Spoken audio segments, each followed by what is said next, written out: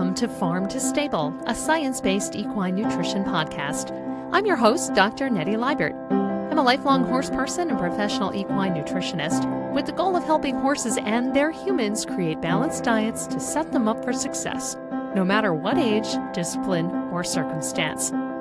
Disclaimer, the information discussed here is based on current scientific research and is for educational purposes only.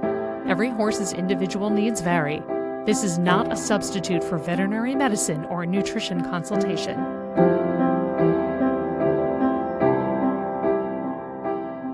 Hello and welcome to Farm to Stable, an equine nutrition podcast. I'm your host, Dr. Nettie Liebert, and last week we talked all about broodmare nutrition as it is foaling season. As I record this here in North America, spring is springing, temperatures are slowly getting warmer, and thought it would be great to just talk a little bit about some general nutrition tips for the breeding herd. So the first thing we're going to start off with are the foals. And in horse ownership or horse management 101, we all know that colostrum is key. That is the first milk that the foal needs to consume within 24 hours of birth. It's sort of a sticky yellowish fluid developed at the end of the mare's pregnancy, and it is so rich in antibodies. So the foal gets what's called a passive transfer of those antibodies to protect him from certain diseases. Now, the absorption in the foal's gastrointestinal tract is greatest within the first 6 to 8 hours after birth. Antibodies are large molecules, which normally can't be absorbed by the digestive tract. But right after birth, they can be. So you have a very small 24-hour window of time for that foal to consume colostrum. So that's why it's always important to have a little extra on hand just in case. Also, carbohydrates, fats, proteins, some energy and electrolytes that horse needs.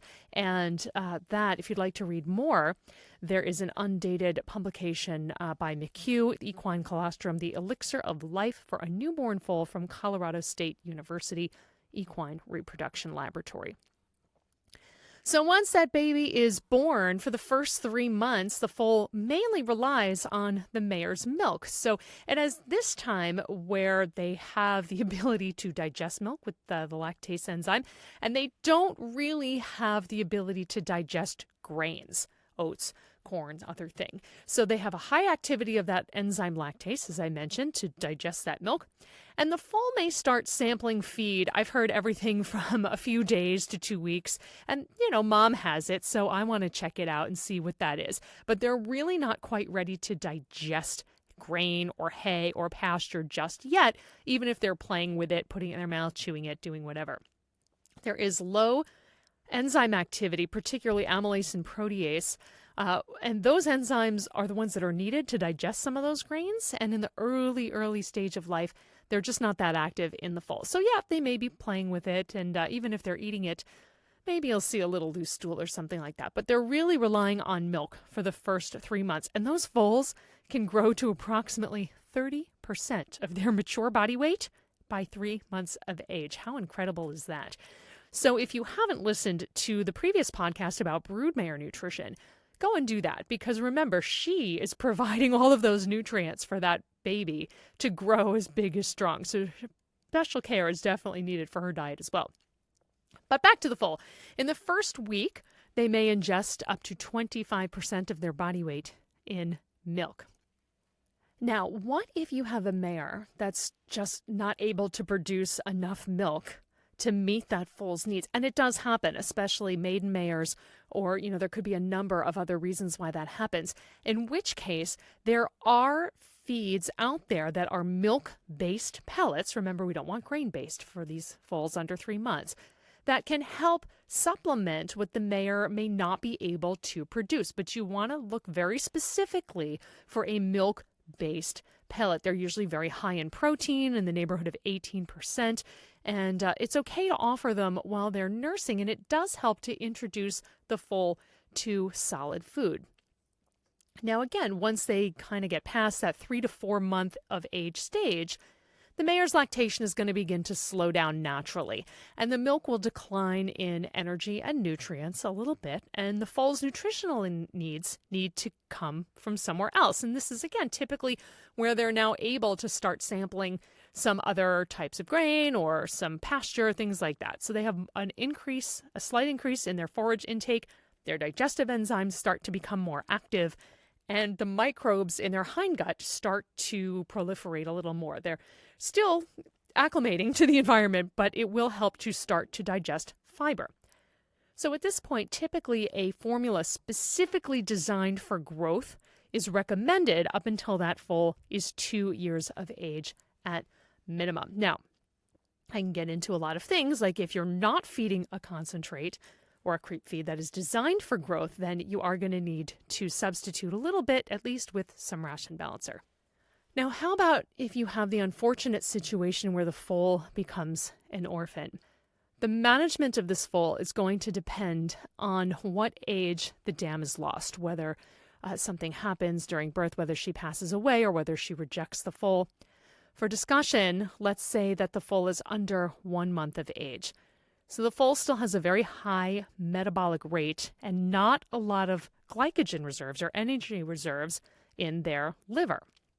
So they are dependent on frequent, good quality milk. They usually suckle on the average of 5 to 7 times per hour at about 2 minutes per bout. And at 3 weeks of age, they can start to digest some solid food, but as I mentioned, you have to be careful. You have to be careful of what that solid food is, and it should be like a milk-based pellet or something of that nature. And there's a great chapter on this in Feeding Orphan and Sick Foals in Equine and Applied Clinical Nutrition by Stoneham in 2013. So for more reading, it's a fun textbook. It's what us nutrition nerds do.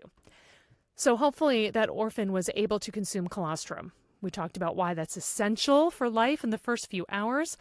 Colostrum bank, be aware of that if you have a pregnant mare, just in case. There are milk replacers on the market. If you should have some on hand if you have an expectant mare, and I think most breeding farms do. If you can't get one specifically for horses, the alternate or the substitute until you can is goat's milk. Or you can take 2% cow's milk and add 20 grams per liter of dextrose. Dextrose specifically, not sucrose. Sucrose cannot be digested by the young foal. So ideally, a milk replacer formulated for young foals. And if not, if you need something in a hurry and you can get a hand on goat's milk or cow's milk, and then add about 20 grams per liter of dextrose, that will work in a pinch. Now, what about nurse mares? It's great if it works. They can be expensive. They may or may not accept the foal. They can be hard to find, but it is the best, most natural option. And there are some wonderful nurse mares out there who just take in those babies like their own. And again, if you are able to get your hands on a good milk replacer, you can teach the foal to drink from a bucket to mimic as best you can natural nursing behavior. It's less labor intensive, and the foal can go and drink at that bucket of milk anytime they want to, just as if they would do if their mom were there naturally. Now, what about when it comes to weaning time? Weaning is a major transition for that foal, nutritionally, psychologically. Milk is no longer a part of their diet at all. They're being separated from their mother, and there's a high risk of ulcers at this time due to stress. So typically, foals are weaned around 6 months of age. I know that varies by operation. And at this point, the foal can be approximately 50%, 50, of their mature weight. So it's definitely not insignificant. So one of the ways that you can reduce stress, as I alluded to earlier, is to start offering them a creep feed once they're able to digest it around 4 months or so of age, because that gets them a little bit used to what their diet is going to be like once they are not with their dam anymore. So for example, let's estimate that our foal is going to mature around 1,100 pounds. And you begin creep feeding a growth formula around 3 to 4 months of age. If they're under 3 months of age, again, that milk-based pellet. And at weaning, at 6 to 7 months, they're probably going to increase that concentrate as much as maybe 7 or 8 pounds, depending on the formula. And of course, good quality forage ad libitum, meaning whatever they're going to want to eat. So they have tremendous needs at this point. Between 6 months and 18 months, they're going to grow a lot. So their vitamin mineral needs are very specific. Hence the reason I stress a growth type of concentrate or something specifically formulated for growing animals. So back to weaning.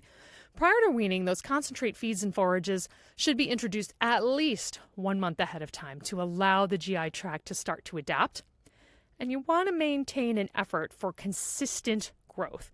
As best you can, you want to avoid spurts or major lapses in growth that might result in some catch-up growth, which could lead to some other problems. The buddy system helps reduce stress if there's another foal or another companion that the foal can be with to kind of keep them company and help them with the psychological trauma of not being with their mom, or at least not be alone. So back to the effort to maintain consistent growth, right? The more consistent you can be, the better. In that case, you can reduce the risk for problems associated with growth, such as DOD or contracted tendons, things like that. So ideally, in general, you want to provide really good quality forage, proper amounts of protein and essential amino acids, and keep an eye out for signs of ulcers. And every horse is going to show those signs differently. It could be colic-like symptoms. It could be reduced appetite, sensitive to the touch of the belly, anything like that. So be cognizant of that. So now your foal turns 1 year old and you have a yearling. So yearlings, the term typically refers to a horse 12 to 24 months old. You may hear the term long yearling as they get to about 18 months. But again, the goal is still to provide continued, steady, moderate growth. The growth rate does slow a little bit, about a third of when they were born, but you're still going to see a lot of changes at this time. So the diet, again, still forage. You still need that concentrate to supplement energy and nutrients as needed. You may need a ration balancer depending on if you are feeding a formula that is not specifically formulated for growth, or if the foal is a very easy keeper, you may just need a ration balancer. Good thing, though, I know I sound like a broken record, but the ration balancers will provide that good quality protein with the essential amino acids when you feed it according to the manufacturer's direction. So let's take a look at a sample diet for a yearling. So again, we're assuming a mature weight of about 1,100 pounds. That young horse may be consuming 9 or 10 pounds of a concentrate formulated for growth and plenty of forage. And if the forage quality is not so great, you might still top dress with a small amount of a ration balancer. So again, a lot of things depend. Now, when does a horse stop growing? And the answer is it depends, right? We hear that a lot in the world of science. Larger breeds will mature later. Your heavier warm bloods, draft breeds, could be up to age 7 or 8, with the spinal column often being the last to mature. Lighter breeds will grow until they're about 6 years old. Lighter breeds, thoroughbreds, even some quarter horses. So skeletal maturity varies and in when the growth plates close. For example, the cannon bones, about 18 months. The pasterns, the long pastern, about 13 to 15 months old. The short pasterns, about 9 to 12 months. The knees, about 18 months to 2 years. Hocks, about 3 to 3.5 years. Yes, and the spine at about 6 years old. Now, of course, these are averages, and everybody's going to be a little different. But just because you have a 4-year-old horse does not mean that their body is done developing yet. So for those younger growing adults, I like to keep them on some higher protein feeds until they're at least age 2, something formulated for growth, or if not, something with a 12 to 14% protein and a ration balancer. And remember that they do grow very quickly between ages 6 and 18 months. This is when they're most vulnerable to developmental orthopedic disease. So you want to be very careful not to overfeed, especially energy, because when you feed too many calories and you get very rapid growth, that's one of the contributing factors to these things. So if you notice any of this, a lot of times I'll hear people say, oh, back off, take away all the feed. And that is not the right thing to do. The right thing to do is to back down on the energy being fed. So yes, you may be removing a concentrate, but you do not want to stop a ration balancer. Remember, ration balancers are not contributing significant calories to the diet, but you still need them for proper vitamins, minerals, and proteins. And I hear this from veterinarians. I've heard this from managers. Do not stop the nutrients. Yes, you may have to back down on a concentrate, but do not stop a ration balancer in most cases. So as always, if you have this problem, you're going to want to consult a nutritionist and, of course, your veterinarian. So key points, keep everything balanced. As the young foal grows, moderate exercise. Don't ride too early or too intensively. Now, of course, exercise is needed for those bones to grow and develop properly. Dr. Brian Nielsen at Michigan State University has done a ton of work on this, but that doesn't mean it has to be extreme. We need proper minerals for bone development, including calcium, phosphorus, zinc, and copper, and of course, adequate amino acids to support growth. Now, I'd be remiss if I didn't mention the stallion. So last week we dedicated a whole podcast just to the broodmare because her needs are some of the most complicated, and the foal as well has a lot of changes going on. But what about the stallion? Well, the stallion, if that's their job, is to be a stallion, during breeding season, it's pretty typical to feed them as if they were in a moderate level of exercise because they are working. They are breeding frequently. They may have other athletic activity. They may be in training themselves. And it also depends on their individual turnout. Are they stalled? Are they individual temperament. And their general level of activity level. Lori Lawrence has a whole chapter on this, feeding stallions and broodmares in equine and applied clinical nutrition. So for a stallion, you want to aim for an ideal body condition around a 5. In humans, some work has shown that obese and underweight men can have reduced fertility. So more research is needed in horses, but in general, if they're in an ideal body condition, you want to target about a 5 on the Henneke body condition system. So level back, ribs not seen, but you can feel them, round withers and such. So there are few studies on the effects of diet on semen quality, but subfertile stallions may be more likely to respond to nutritional intervention. There has been some research on supplementing omega-3 fatty acids and seeing some beneficial effects there. And as always, begin with good quality forage. And you want to feed them as if they are a performance horse. Again, depending on their condition and their overall metabolism. So a sample stallion diet. Let's say you have a 1,300-pound stallion. You're going to begin with feeding him for light to moderate work, and adjust up or down according to what other activity he has and his general condition.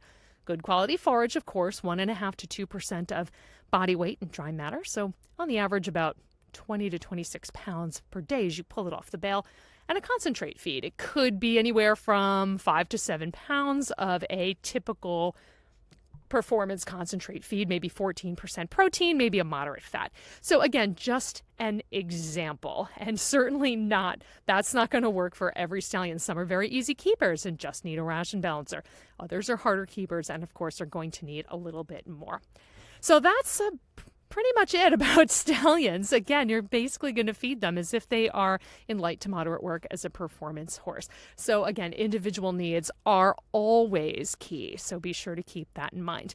I hope you enjoyed listening to Nutrition on the Breeding Herd in Horses. Please feel free to email equinenutritionphd@yahoo.com if you have topic ideas or questions you'd like to hear about here on Farm to Stable. And I look forward to hearing from you. Thank you so much and happy riding. Thank you for listening to the latest episode of Farm to Stable, a science-based equine nutrition podcast. Please share and subscribe if you found the content interesting. And if you have a topic you'd like to hear about, send it to equinenutritionphd@yahoo.com.